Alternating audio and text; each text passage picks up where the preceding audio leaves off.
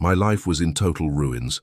I'd lost my job, my home, and my name was being dragged through the mud online by one of the most powerful men on the planet. My face was plastered across vicious blogs, painting me as incompetent, dangerous, and a disgrace to my profession. My savings were gone, completely drained by legal fees I had no way of affording. I was drowning, and the hand pushing me under belonged to a man whose face was on magazine covers. A guy celebrated as a titan of industry, and I'd kicked off his rage with 3 simple words. It all started the day I kicked his spoiled son out of my hospital. It all started when I looked him in the eye and said, "Sir, you have to leave." My name is Clara Rowe, and for 15 years I was a cardiac critical care nurse at Northgate Medical Center, one of the best hospitals in the country. It was a world of shiny floors, cutting-edge tech, and a type of clientele that brought more than just an insurance card. They came with entourages, demands, and this air of untouchable privilege. I'd seen it all: celebrities demanding private chefs, politicians wanting their security to patrol the ICU. My job was to handle it all with grace, but to never ever compromise on patient care. Our focus was always on the person in the bed, not the name on their Amex. That Tuesday was chaos from the second I clocked in. A huge pile-up on the interstate had flooded our unit. Every bed was taken, every monitor was screaming, and every single one of us was stretched thin.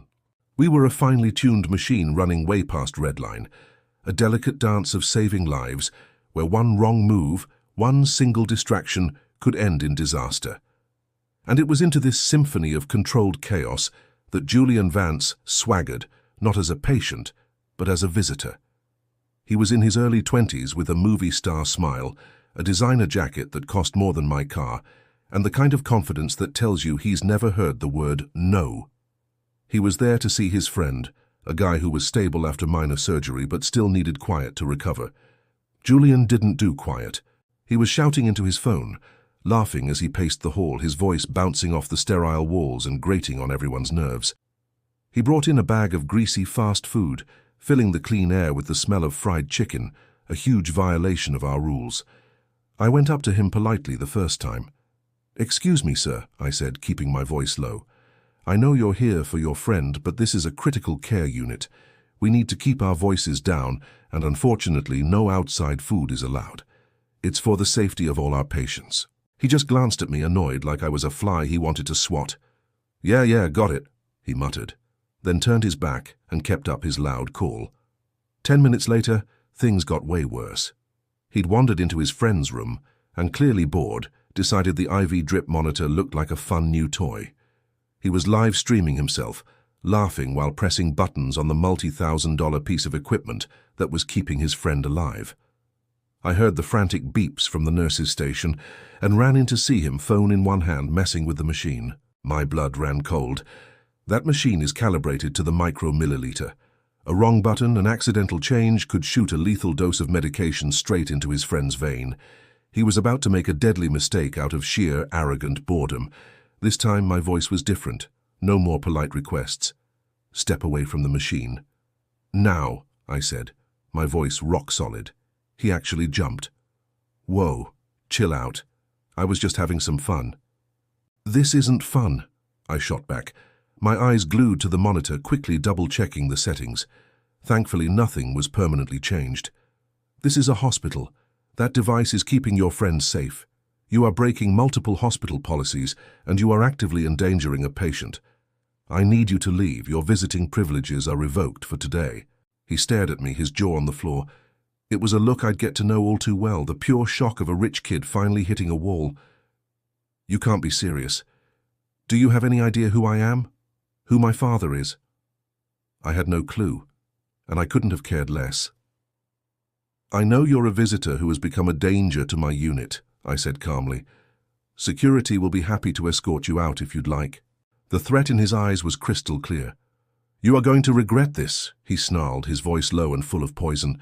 "You have no idea what a mistake you just made." He stormed off, but not before deliberately shoving a tray of medical supplies, sending sterile equipment scattering across the floor. As I bent down to clean up his childish mess, a chill ran down my spine. This didn't feel like I'd just handled a disruptive visitor. It felt like I'd just poked a sleeping dragon.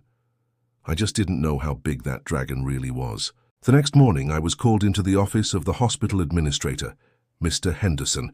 I'd known him for years. He was usually a warm, friendly man, but today his face was a tight mask of stress. Sitting across from him was a man I didn't recognize, but his presence seemed to suck the air out of the room. He was in his late 50s, wearing a suit so perfectly tailored it looked like it was made of money and shadows. His eyes were cold, hard chips of granite, and they were locked on me. This was Alistair Vance. "Clara," Henderson started, refusing to meet my eyes. "This is Mr. Alistair Vance. He's one of this hospital's most generous benefactors. His son Julian was here yesterday." It all clicked. The dragon had a name. Alistair Vance was the CEO of Vance Global, a massive conglomerate with its hands in everything. He was a ruthless tycoon you'd see in business journals, usually next to headlines about hostile takeovers. Vance didn't waste time on hellos. His voice was smooth but with an edge like a razor. "My son tells me he was treated with appalling disrespect, that he was publicly humiliated and thrown out over a minor misunderstanding." I looked at Henderson, waiting for him to back me up. Nothing. He just stared at the wall behind me. I was on my own. "Mr. Vance," I said, my voice steady, "with all due respect, it wasn't a minor misunderstanding. Your son was a major disruption. He ignored warnings and then he tampered with medical equipment. I acted based on hospital policy and my duty to protect my patient."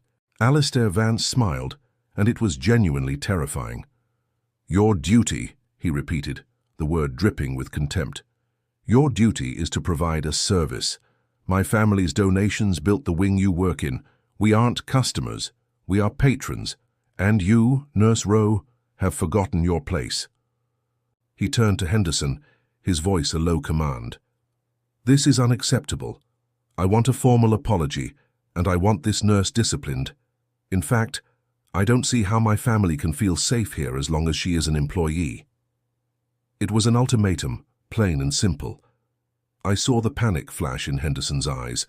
He was a good guy, but he was a manager, and he was staring down a man who could destroy the hospital's budget with one phone call. "Clara, perhaps you were a bit hasty," Henderson stammered, wringing his hands. "I did what I had to do," I cut in, my heart pounding, "and I'd do it again." Alistair Vance stood. "Then you leave Mr. Henderson no choice." He looked down at me, his face a portrait of dismissive power. "You picked a fight with the wrong family, Nurse Rowe." And then he was gone. 2 hours later, I was fired.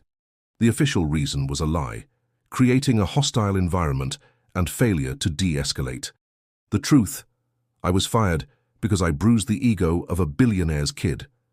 My 15 years of perfect service meant absolutely nothing. I packed up my locker in a daze, feeling the pity and fear in my colleagues' eyes.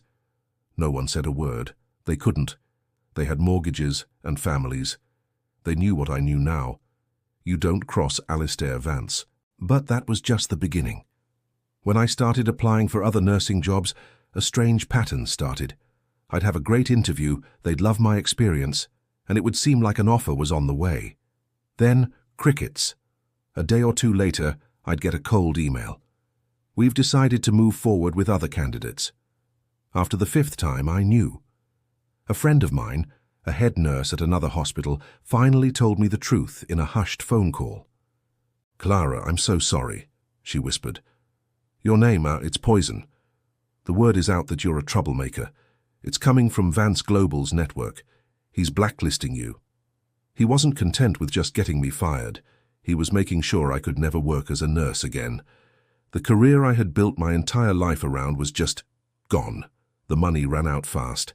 I had to sell my car. I took whatever odd jobs I could find, stocking shelves, cleaning houses. Humiliation was a constant feeling. Then the online attacks began. Anonymous blogs and social media accounts popped up, telling a twisted version of my story, using my full name and my hospital ID photo. They painted me as a monster, an abusive nurse who got a sick thrill from bullying families. The comments were a sewer of hate. I learned later that Vance Global had a ruthless PR firm on retainer. They were experts at destroying people. I finally hit rock bottom about 6 months after I was fired. I was facing eviction, my spirit was shattered, and I felt completely alone. He had won. Alistair Vance had set out to break me, and he'd succeeded. I was just a ghost, a cautionary tale. If you believe that no amount of money should put someone above the rules of basic human decency, please take a second to like this video. It really helps more than you know. Now, back to the story. Right there in that moment of total despair, a tiny spark lit up. It was pure, cold anger. He took my career, my reputation, my peace of mind. He was not going to take my spirit. He thought he had buried me, but he'd made one huge mistake. He left me with nothing left to lose, and he forgot something crucial about me. I'm a nurse. I was trained to be meticulous, to find details others miss, to follow symptoms to find the disease. I decided to treat Alistair Vance like a sickness, and I was going to find the cure. My first move was to call the only person I thought might listen, Arthur Harrison, an old-school investigative reporter I'd met years ago. He was semi-retired, but he still had that fire for a good story. I met him in a quiet coffee shop and laid out everything, my hands shaking as I showed him the printouts from the smear campaign. I expected him to tell me to just move on. Instead, I saw his eyes light up. "This isn't just blacklisting, Clara," he said, leaning in. "This is a professional demolition.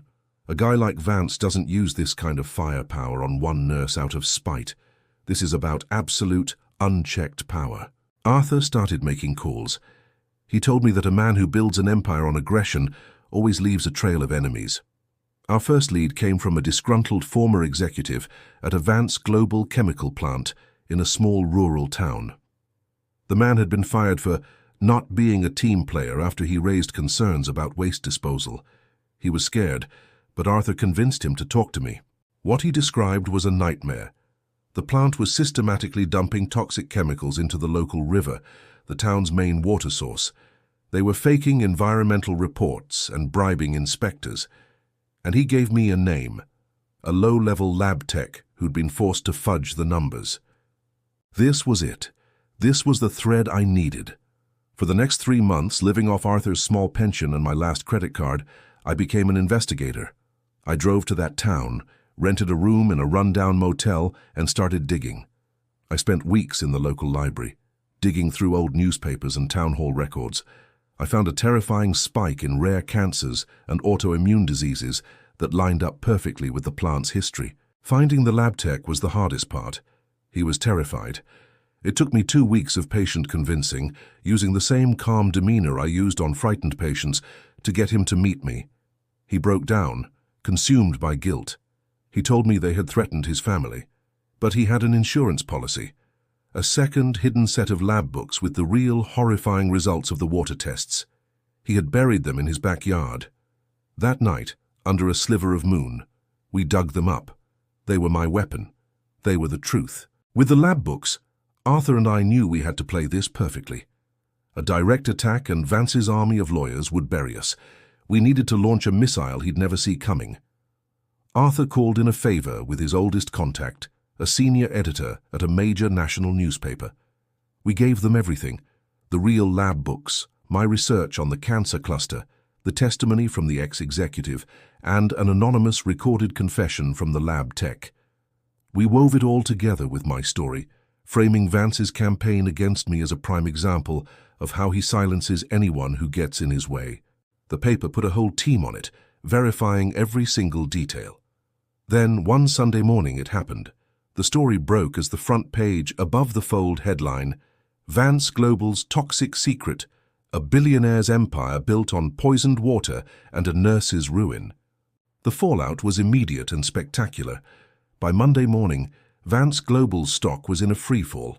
The story went viral. The narrative was simple and devastating. A hero nurse, punished for doing her job, uncovered a crime that a powerful billionaire tried to hide. I was no longer a villain. I was David, who had just taken down Goliath. Federal agencies launched a massive investigation. The Justice Department convened a grand jury. Within weeks, Alistair Vance was forced to step down as CEO. He and several of his top executives were indicted on charges of conspiracy, fraud, and violating the Clean Water Act. I watched it all on the news from the same small apartment I was almost evicted from. I saw Alistair Vance, the man who had looked at me with such contempt, walking into a federal courthouse, his face pale and scared. The power was gone from his eyes. There was only fear. His son, Julian, was publicly shamed as the spoiled brat whose tantrum led to the downfall of his father's empire. His social media went dark. His public life vanished. For me, everything changed. The nursing board issued a public apology. Northgate Medical Centre, now under new leadership after Henderson took early retirement, offered me my job back, with a promotion to head of patient advocacy and a big raise. I accepted. Walking back into that hospital was one of the proudest moments of my entire life. My old colleagues greeted me with hugs and tears. They said I had given them all courage. In the end, Alistair Vance was convicted and sentenced to federal prison.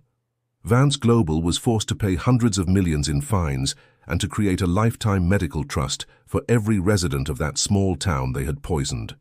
My life today is nothing like it was during those dark months. I run a department that makes sure every patient, no matter how rich or poor, is treated with respect.